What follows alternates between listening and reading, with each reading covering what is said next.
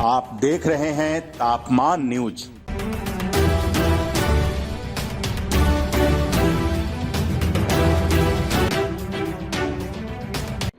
आज का प्रश्न है एमफिल को उच्च शिक्षा से समाप्त कर दिया गया, तो एमफिल का ख़त्म होने से शोध पे क्या प्रभाव पड़ेगा? देखिए, नई शिक्षा नीति 2020 में आई और आज भारत में 1160 के आसपास विश्वविद्यालय है और लगभग 43,000 कॉलेजेस हैं। और केंद्र सरकार ने, या ये कहिए कि शिक्षा मंत्रालय के द्वारा उच्च शिक्षा का जो प्रावधान था, जिसमें विद्यार्थी जो है, पहले शोधार्थी जो है एमफिल करते थे और एमफिल को हटाए जाने के बाद उच्च शिक्षा पर इसका बहुत बुरा प्रभाव पड़ रहा है। कहने का तात्पर्य ये है कि जो विद्यार्थी एमफिल में प्रवेश लेता था 6 महीने के दौरान और अपनी परीक्षा के दौरान वह रिसर्च को पूरी तरह से समझ लेता था कि किस प्रकार से मुझे शोध करना है। भविष्य में जो है, अगर एमफिल करने के बाद यदि पीएचडी करनी है तो एक उस प्रक्रिया से उसको गुजरना पड़ता था। अब जो है दिल्ली विश्वविद्यालय और देश के तमाम केंद्रीय विश्वविद्यालयों से, लगभग 45 जो है केंद्रीय विश्वविद्यालय है, उन सभी से जो है एमफिल पाठ्यक्रम को ख़त्म कर दिया गया है। तो ऐसी स्थिति में या तो सरकार उसका एक विकल्प खोजती, यानी कि आपने एमफिल ख़त्म कर दिया तो जैसे पहले एमलिट था, एमलिट ख़त्म किया तो एमफिल आ गया था, मास्टर ऑफ लिटरेचर था, लेकिन मास्टर ऑफ लिटरेचर ख़त्म करने के बाद एमफिल आया। अब आपने बिल्कुल एमफिल ख़त्म कर दिया है, तो इसका तात्पर्य, उसका कहने का मतलब ये है कि एमफिल को समाप्त करने से विद्यार्थियों के शोध पर बहुत बुरा असर पड़ेगा, क्योंकि जो विद्यार्थी अपने इस 6 महीने में सीखते थे अपना कोर्स वर्क, वो कोर्स वर्क हालांकि पीएचडी में करेंगे, लेकिन वो इतनी तीव्रता से करेंगे कि उनको कुछ समझ में नहीं आएगा। एक पहली सीढ़ी होती थी रिसर्च की, एमफिल, और एमफिल करने के बाद विद्यार्थी के पूरा ये समझा जाता था कि विद्यार्थी ने जो है अपना जो पाठ्यक्रम है, आगे अपनी जो एक सीढ़ी तय करनी है, उस सीढ़ी पर वो दूसरी सीढ़ी पर जाने के लिए तैयार है। लेकिन ऐसा करके सरकार ने या तो इसका विकल्प खोजना चाहिए था, और विकल्प यही है, मान लीजिए आपने एमफिल ख़त्म कर दिया है तो उसकी सीटें जो है आपको बढ़ानी पड़ेगी।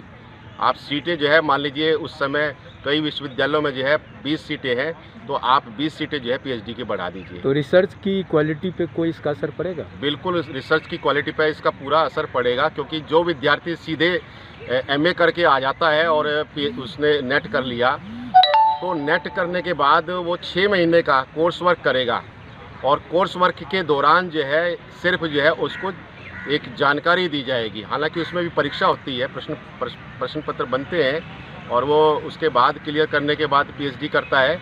लेकिन रिसर्च का जो रिसर्च मेथोलॉजी वास्तविक रूप में एमफिल में होती है, वह रिसर्च जो है वो पीएचडी में नहीं होगी, पहली बात। दूसरी बात जो है, विद्यार्थी को समय कितना मिल रहा है। अब देखिए, जो विद्यार्थी जो है मान लीजिए जेआरएफ करते हैं, तो पहले जो उनको जेआरएफ मिलता है, फिर एसआरएफ मिलता है, तो ऐसी स्थिति में उसका भी नुकसान होगा, विद्यार्थियों को भी नुकसान है कि आप जो है 2 साल तक विद्यार्थी जो है एमफिल करता था, जेआरएफ मिलता था, उसके बाद एसआरएफ, अब 5 साल वो लगाएगा उसमें ही, तो और उसको वो ये मान के चलेगा कि मैं अपना पीएचडी जो है 5 साल में ही करूँगा, और हो सकता है कि 6-7 साल में भी, क्योंकि अब जो है नई शिक्षा नीति के तहत सरकार ने बहुत सारे जो है उसको अवसर दे दिए हैं। तो आज के समय में जो विद्यार्थी पीएचडी करने वाले हैं, उनके लिए जो है मैं ये कहना चाहूँगा कि आप सबसे पहले, जब तक आप रिसर्च की जानकारी, शोध प्रविधि को नहीं मानेंगे, रिसर्च मेथोलॉजी आपको जानकारी नहीं होगी, तो आप पीएचडी जो है आपके लिए व्यर्थ है। इसलिए एमफिल पाठ्यक्रमों से जो ये हटा दिया गया, एमफिल को हटा दिया गया सरकार के द्वारा, ये निर्णय जो है सरकार का जो है बहुत ही अव्यावहारिक है, और इसको सरकार को सोचना चाहिए, या तो इसका विकल्प खोजे, जैसा मैंने पहले कहा था कि जैसे पहले एमलिट होता था और उसके बाद एमफिल लेकर के आए थे, तो आप विकल्प जो है उसको सरकार को खोजना चाहिए। उसके बाद जो है, क्योंकि परिपक्वता जो है वो एमफिल के बाद ही जो है शोधार्थी के उसमें आती है अच्छा, परिपक्वता। कई सारी देश की यूनिवर्सिटी में एमफिल और पीएचडी का इंटीग्रेटेड प्रोग्राम है। अगर आपका एमफिल में एडमिशन हो गया तो आपको पीएचडी तक वहाँ इनरोलमेंट हो गया। ऐसा भी प्रोग्राम है जैसे जेएनयू में है? हाँ, ये कुछ विश्वविद्यालयों के अंदर है, लेकिन हमारे यहाँ दिल्ली विश्वविद्यालय या बहुत सारे केंद्रीय विश्वविद्यालयों में ऐसा प्रावधान नहीं है। आपको यदि एमफिल में एडमिशन मिल गया तो आप ये ज़रूरी नहीं है कि आपको पीएचडी में एडमिशन मिल ही जाएगा, क्योंकि कई स्टेज है यहाँ पर, कई उससे गुजरना पड़ता है, आपको कई स्टेज से गुजरना पड़ता है। अगर आपको ये ज़रूरी नहीं है कि आपका एमफिल में एडमिशन हो गया तो आपको पीएचडी में आपका अनिवार्य है ये। तो यहाँ पर जो है दो तरह की प्रक्रिया अपनाई जाती है, एमफिल पीएचडी। एमफिल के लिए जिन लोगों ने नेट किया हुआ है या जेआरएफ किया हुआ है वो डायरेक्ट जो है पीएचडी में एडमिशन ले सकते हैं, और एक प्रक्रिया जो है वो लिखित परीक्षा के माध्यम से। अगर मान लीजिए आपके पास नेट नहीं है और जेआरएफ नहीं है तो आपको उस प्रक्रिया से गुजरना पड़ेगा। उसके बाद ही जो है फिर लिखित परीक्षा के बाद साक्षात्कार होगा, कमेटी बैठती है। कमेटी बैठने के बाद में पता लगाती है कि आप सही से जो है पीएचडी कर पाएंगे या नहीं कर पाएंगे, वो कमेटी तय करती है, तभी उसको एडमिशन मिलता है। लेकिन अब इस समय जो है ऐसा प्रावधान कर दिया गया है कि जिन विद्यार्थियों के पास नेट और जेआरएफ होगा वही जो है अब उनको ही पीएचडी में मिलेगा।